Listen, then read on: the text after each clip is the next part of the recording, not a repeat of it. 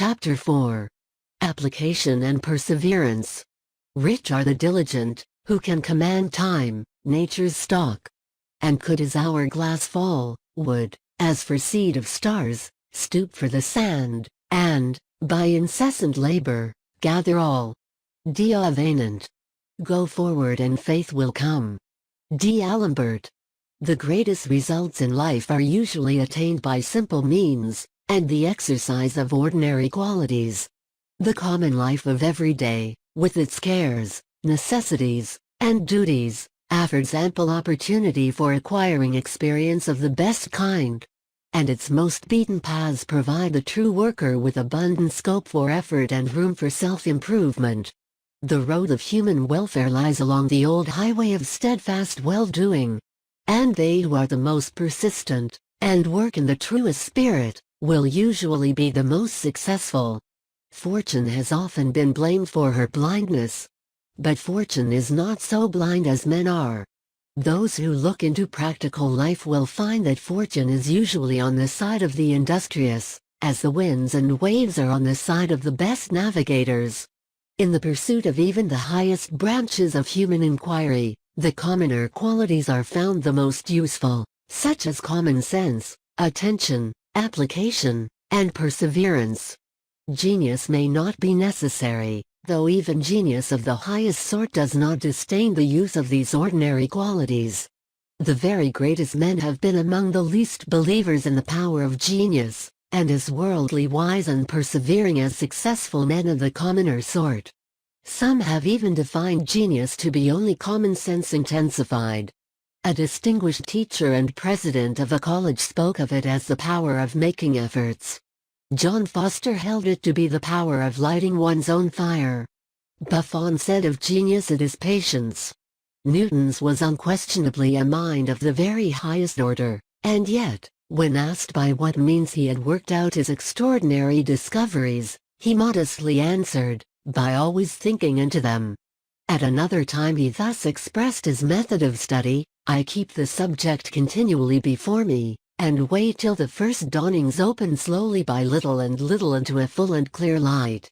It was in Newton's case, as in every other, only by diligent application and perseverance that his great reputation was achieved. Even his recreation consisted in change of study, laying down one subject to take up another. To Dr. Bentley he said, "If I have done the public any service, it is due to nothing but industry and patient thought." So Kepler, another great philosopher, speaking of his studies and his progress, said, as in Virgil, "Fama mobilitat viget, vires acquirit oindo." So it was with me, that the diligent thought on these things was the occasion of still further thinking, until at last I brooded with the whole energy of my mind upon the subject. The extraordinary results effected by dint of sheer industry and perseverance have led many distinguished men to doubt whether the gift of genius be so exceptional an endowment as it is usually supposed to be. Thus Voltaire held that it is only a very slight line of separation that divides the man of genius from the man of ordinary mold. Beccaria was even of opinion that all men might be poets and orators, and Reynolds that they might be painters and sculptors. If this were really so, that stolid Englishman might not have been so very far wrong after all, who, on Canova's death, inquired of his brother whether it was his intention to carry on the business. Locke, Helvetius, and Diderot believed that all men have an equal aptitude for genius, and that what some are able to effect, under the laws which regulate the operations of the intellect, must also be within the reach of others who, under like circumstances, apply themselves to like pursuits. But while admitting to the fullest extent the wonderful achievements of labor, and recognizing the fact that men of the most distinguished genius have invariably been found the most indefatigable workers, it must, nevertheless, be sufficiently obvious that, without the original endowment of heart and brain, no amount of labor, however well applied, could have produced a Shakespeare, a Newton, a Beethoven, or a Michelangelo. Dalton, the chemist, repudiated the notion of his being a genius, attributing everything which he had accomplished to simple industry and accumulation. John Hunter said of himself, "My mind is like a beehive. But full as it is of buzz and apparent confusion, it is yet full of order and regularity, and food collected with incessant industry from the choicest stores of nature." We have, indeed, but to glance at the biographies of great men to find that the most distinguished inventors, artists, thinkers, and workers of all kinds, owe their success, in a great measure, to their indefatigable industry and application. They were men who turned all things to gold, even time itself. Disraeli the elder held that the secret of success consisted in being master of your subject, such mastery being attainable only through continuous application and study. Hence it happens that the men who have most moved the world, have not been so much men of genius, strictly so called, as men of intense mediocre abilities, and untiring perseverance. Not so often the gifted, of naturally bright and shining qualities, as those who have applied themselves diligently to their work, in whatsoever line that might lie. "Alas," said a widow, speaking of her brilliant but careless son, "he has not the gift of continuance. Wanting in perseverance, such volatile natures are outstripped in the race of life by the diligent and even the dull." "Che va piano, va longano, e va lontano," says the Italian proverb, "who goes slowly, goes long, and goes far." Hence, a great point to be aimed at is to get the working quality well trained. When that is done, the race will be found comparatively easy. We must repeat and again repeat. Facility will come with labor. Not even the simplest art can be accomplished without it. And what difficulties it is found capable of achieving.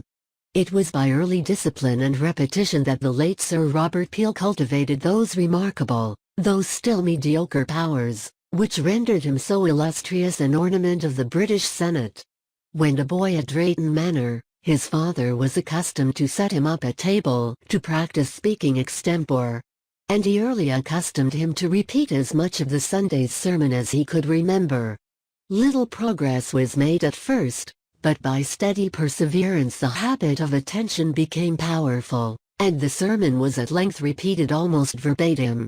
When afterwards replying in succession to the arguments of his parliamentary opponents, an art in which he was perhaps unrivaled, it was little surmised that the extraordinary power of accurate remembrance which he displayed on such occasions had been originally trained under the discipline of his father in the parish church of Drayton.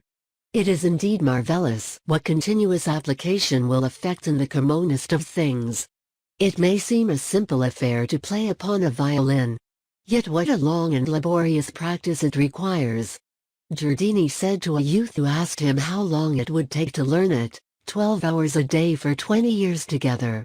Industry, it is said, fatal hours dancer. The poor figurante must devote years of incessant toil to her profitless task before she can shine in it. When Taglioni was preparing herself for her evening exhibition, she would, after a severe 2 hours lesson from her father, fall down exhausted, and had to be undressed, sponged, and resuscitated totally unconscious. The agility and bounds of the evening were ensured only at a price like this. Progress, however, of the best kind, is comparatively slow. Great results cannot be achieved at once.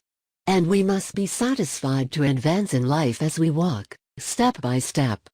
De Maistre says that to know how to wait is the great secret of success. We must sow before we can reap, and often have to wait long, content meanwhile to look patiently forward in hope. The fruit best worth waiting for often ripening the slowest. But time and patience, says the Eastern proverb, change the mulberry leaf to satin.